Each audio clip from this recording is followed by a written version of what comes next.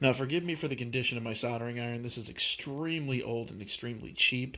So now I've got an inside that's pretty well coated, an outside that is extremely well coated, and I'm going to repeat the process. This is the stock radius. What you're looking at right here, I measured everything absolutely to the letter. This is the stock radius, and right about here, all of my locomotives come off. I do also want to remark, for those of you guys that were here for the initial video, you saw how dirty this was. If you ever come across anything like this and you want to know how to clean this up, literally, I just used Pampers baby wipes, and most of the dirt and grime came off. This actually has a little bit extra residue and stuff right here, but no one saw that. But I'm here to tell you, just go over it once with some baby wipes and you'll be just amazed at the difference it'll make. So answer your question, literally no one asked. But let's move on with the silicone. I suppose technically it's not silicone, it's construction adhesive, but you guys get the idea. I do have a little notch there, and I'm going to try to put a little bead down, and then we're going to flatten it out with our old paint scraper, and we're trying to get as much coverage as humanly possible. Barring that, I'm just going to try to cover around that. I don't really want to fill that in too much, but let's see what we get going here. Now, if you guys are wondering, I'm not going to put any up here because there's a bad dip in the track up here, so I'm going to get this, basically my silicone, in stages. Basically from here to here, get that adhered, get that laid down, tack it, literally with thumbtacks, and then when that's dry, then I can move on to this piece. The really nice part about using liquid nails is that it dries so incredibly quickly compared to the goo I was using before. So, let's do it. I don't know if my particular gun is just deformed or if liquid nails is just not a standard size. I've had a hell of a time getting this stuff to cooperate. It just wants to kind of come out here. Like you can kind of see, it's just not... I'll take the pressure off there. Put a little bit there. It just wants to come out like that. I don't know, maybe...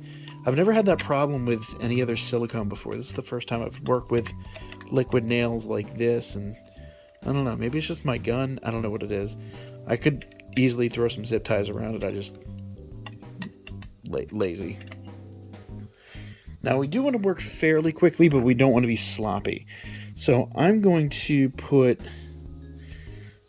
just get a little bit this way, try to get up to that little hole right there, and then I'm going to work back this way.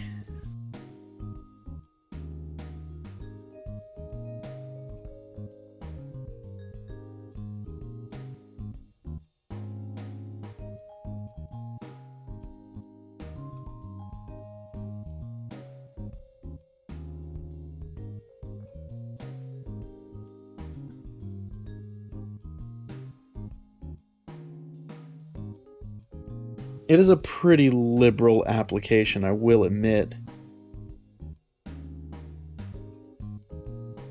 And you wouldn't think that just this coating would be enough, but believe me, this produces a really strong, amazing bond. I actually think I went a little too far in my arc here. Might run into some problems with that.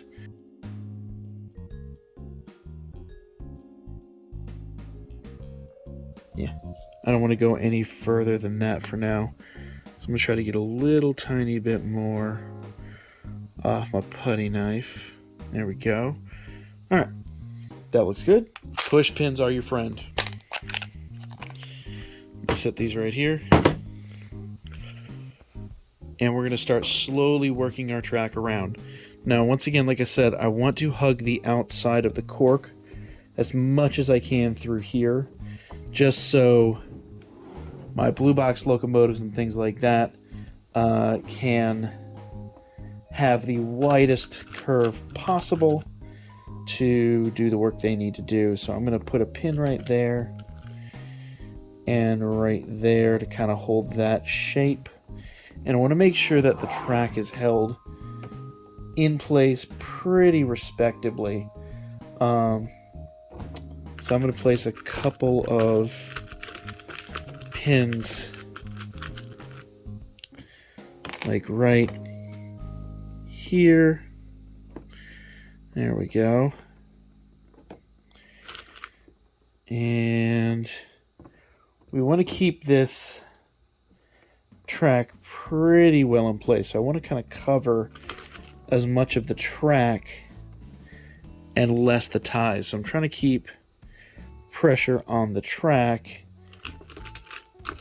Now, the other thing is, like, most of you people that are doing this by hand, you're probably not working with the same materials I am. You probably have foam under the cork, and so you really don't have a limited depth that you can apply the thumbtacks at, because immediately under the cork is styrene for me, or some kind of plastic. I'm really not sure if it's styrene necessarily, but it's some kind of vacuum formed plastic. I have to be extraordinarily careful because I do not want to poke any more holes in that than what's absolutely necessary. So I'm going to start evening this up right here. I'm going to apply a pin there. So those of you guys working with foam on I say MDF. MDF's a big no-no, but those of you working on foam on plywood, you can literally just shove the push pins in as deep as they need to go. For me, sadly not an option. Would you get back here? Sadly not an option. Just call me Mr. Butterfingers. Alright. Let's put this up here. There we are. It's not an exact science, but I think that will do the job. Now this will dry extremely quickly, so I'm going to try to go around here and put a little bit of pressure on this, because I'm willing to bet this will be dry in, 5 or 10 minutes, maybe even less. So I need to keep pressure on the track as much as possible. The nice part is when we do ballast it in, the glue and the ballast will help keep everything in place. So I'm not terribly worried about that. And I don't mind, like right here we have a little bit of a camber on that. And actually I'm going to keep that in there and then just ballast in a little tiny bit of camber, just basically to help alleviate some of the stress on the locomotives going through here. So this outside track being slightly cambered isn't going to be a problem. And I can always, when this dries, trim some of this up. Though I'll probably just honestly ballast that outside and ballast the inside a little bit. And I don't think anybody's going to notice too much. In fact, so you will notice that if I go around here, this piece of cork in particular is really, really thin. There's not a lot around the outside. And I really didn't want to keep that way. I really wanted to have this more centered on the cork, which would have put it about right there. I don't want to bend that too much. But this actually wound up being the preferred way to handle this when I put in my curved turnout. This changed everything, because the inside curve is the radius that this naturally would have taken. So when I applied the outside curve, you will notice that this is not, it actually begins to even out right here. And this section right here, from like here to here, is almost straight.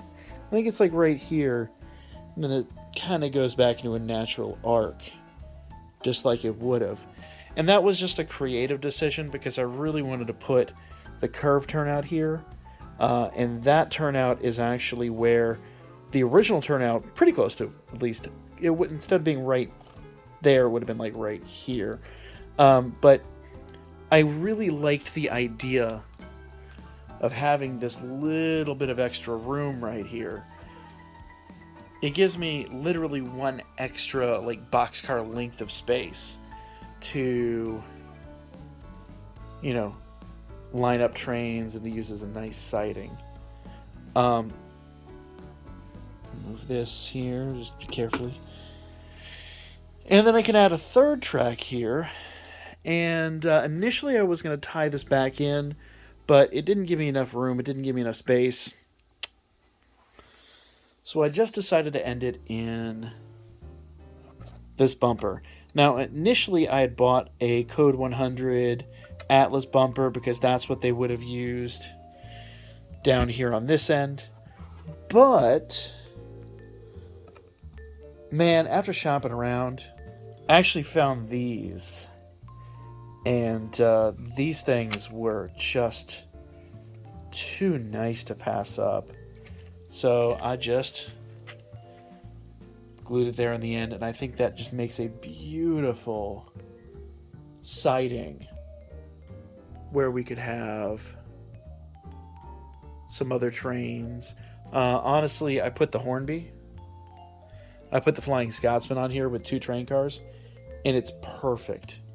It's pretty. I mean, it does negate a little bit of space, but I can still line up the the GP over here and have the Southern Crescent running on the main line, and it's just too perfect. So that's one major mod that I've done, and I regret nothing. And the ballast work, this is the first time I've done any level of ballast work, and I see some problems with it, but I'm pretty happy with it. Also, you will notice I did a little bit of something here. When it came to the tracks, I used all remnant tracks here because I wanted this to look very aged and more or less damaged.